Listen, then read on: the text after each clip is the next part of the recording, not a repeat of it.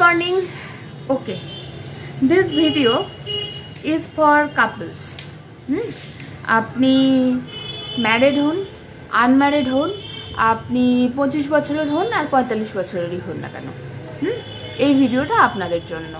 একা দেখলে একা দেখুন, আর একজন পার্টনারকে পাঠান, পারলে দুজনে একসাথে দেখুন। প্রথমেই আমি দুটো রিকোয়েস্ট করব।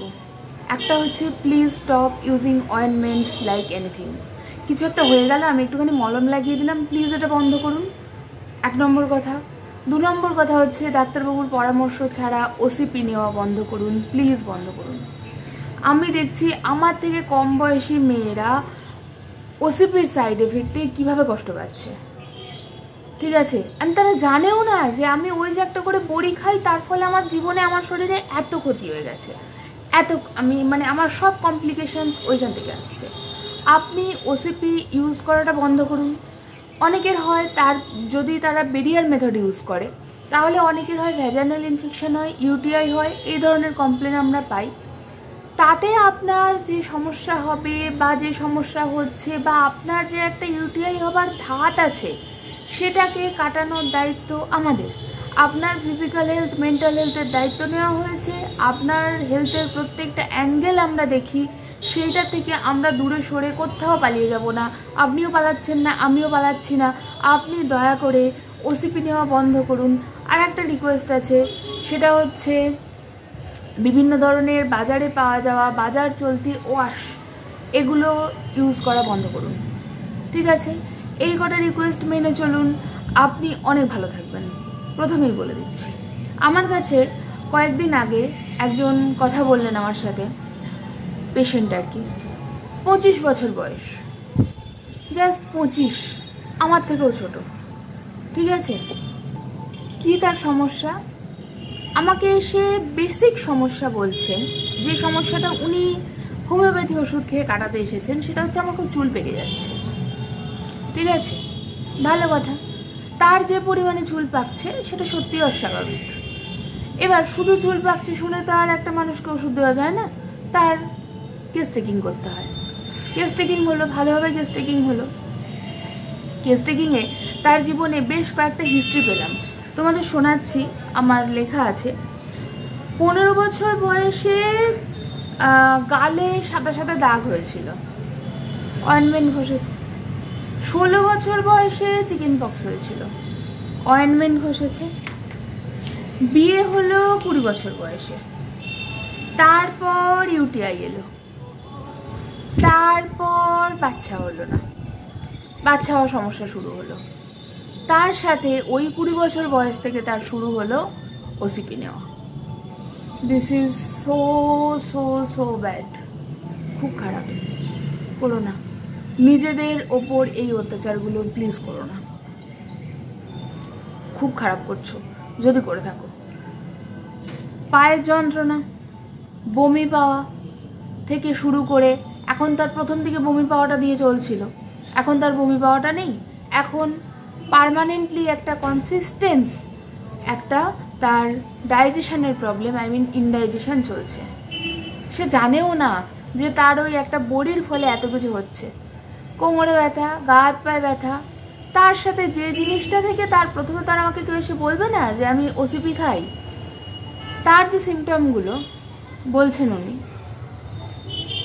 মেনস্ট্রুয়েশনটা না পরিমাণটা কমে যাচ্ছে, কিন্তু মেনস্ট্রুয়েশন একদম ডেটে ডেটে হচ্ছে। আমি প্রথমে শুরু করেছি মেনস্ট্রুয়েশনের সমস্যা হয় কিছু না, আমার একদম ডেটে ডেটে হয়। এবার শুধু ডেটে ডেটে শুনে তো আর আমি পিছিয়ে আসবো না যে okay you are healthy. No, শুধু ডেটে ডেটে মেনস্ট্রুয়েশন হচ্ছে মানে ইউ আর হেলদি, সেটা খুব বোকা বোকা কথা। তারপর জিজ্ঞাসা করা শুরু হলো, জিজ্ঞাসাবাদ, যে কতগুলো প্যাড লাগে, কত প্যাকেট প্যাড লাগে। 1 প্যাকেটও লাগে না। এইখান থেকে আমার সন্দেহ শুরু হলো। কতদিন থাকে? এই যে আমার লেখা আছে, কোথায় গেল? এই যে 3 দিন থাকে। আচ্ছা, খুব কম কম হয় তো। এইবার তখন আমি ধরলাম অ্যানোভিউলেটরি সাইকেল হচ্ছে, ওসিপি সাইড এফেক্ট। ওভিউলেশন তো হয়ে যাচ্ছে, কিন্তু সেটা অ্যানোভিউলেটরি হচ্ছে, একটা খুব খারাপ জিনিস। সেটা আস্তে আস্তে কি হবে, এনাদেরই হয় এটা, সেটা হচ্ছে খুব কম বয়সে মেনোপজ হয়ে যায়। তারপরে যা শুরু হবে ভাই, তুমি পার্মানেন্ট পেশেন্ট হয়ে যাবে। আমরা যত চেষ্টা করি তোমাকে তাড়াতাড়ি ওষুধ খাইয়ে একদম ফ্রি করে দিতে ওষুধ থেকে, সেইটার একদম বিরোধী কাজ করছো তুমি। পার্মানেন্ট পেশেন্ট হয়ে যাবে তখন তুমি। তখন তোমার কোমরে ব্যথা, হাতে ব্যথা, গিটে ব্যথা, পায়ে ব্যথা, মেজাজ খিটখিটে, ঘুম হচ্ছে না, বুক ধড়ফড়, হট ফ্লাশ, তারপরেতে আর কি কি হতে পারে, টিউমার, ওই তোমার হচ্ছে ড্রাই ভ্যাজাইনা, জ্বালা করছে, যন্ত্রণা করছে, যখন ইউরিন করতে যাচ্ছ তখন বার্নিং সেন্সেশন হচ্ছে থেকে শুরু করে সব হবে। কি বাকি থাকবে তখন তোমার? সো আমি একটাই রিকোয়েস্ট করছি তোমাদের কাছে, প্লিজ ওসিপি নিও না, কোনো রকম ওয়াশ ইউজ করো না, এগুলো আমাদের জন্য ভালো নয়, ঠিক আছে? এটাই আমার আজকে বলার। আর হ্যাঁ, এই যে দেখো এনার যে কমপ্লেনগুলো আছে, আমি আরেকবার, এটা আমার বলা হয়নি, রাত্রে খিদে পায় না, রাত্রে মনে হয় কিছু খেতে হবে না, মুখটা টক হয়ে আছে। ড্রাই ভ্যাজাইনা যে কথাটা একটু আগে বললাম, ড্রাই ভ্যাজাইনা ফিজিওলজিক্যালিও হয়, ড্রাগের এফেক্টেও হয়। এটা বোঝাটা খুব দরকার যখন আমি একজনকে ওষুধ দিচ্ছি। সেটা হচ্ছে ড্রাই ভ্যাজাইনাটা কেন হচ্ছে, ওর কোনো ওষুধের এফেক্টে হচ্ছে না তো, নাকি ফিজিওলজিক্যালি হচ্ছে? ফিজিওলজিক্যালি যদি ড্রাই ভ্যাজাইনা হয়, সেখানে কোয়াটাসের সময় জ্বালা করছে বা এরকম কিছু হয়, তার ওষুধ আছে, সেই ওষুধেও মানুষ ঠিক হয়ে যায়। কিন্তু অনেক সময় হয় সেই ড্রাই ভ্যাজাইনাটা ওসিপির সাইড এফেক্ট, হরমোনাল পিলের সাইড এফেক্ট।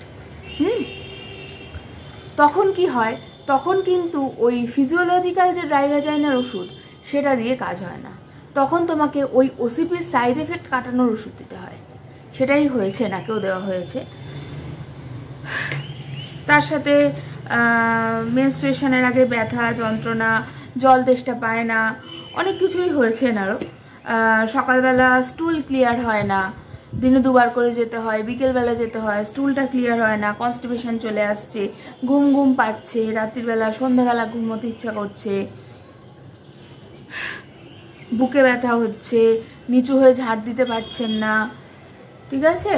কাজ করতে করতে বসে পড়ছে, একটুখানি কাজ করলেই মনে হচ্ছে একটু রেস্ট নিই। টিউমারের টেন্ডেন্সি আছে, মা এবং বাবা দুজনেরই গ্রোথের হিস্ট্রি আছে, স্টোনের হিস্ট্রি আছে। এই সব মিলিয়ে আমার মনে হয় তোমাদেরকে, আমি আগেও ওসিপি নিয়ে কথা বলেছি আই গেস, কারণ আমাদের তো আগেও পেশেন্ট ছিলেন, এই কেস তো এই প্রথম দেখছি না।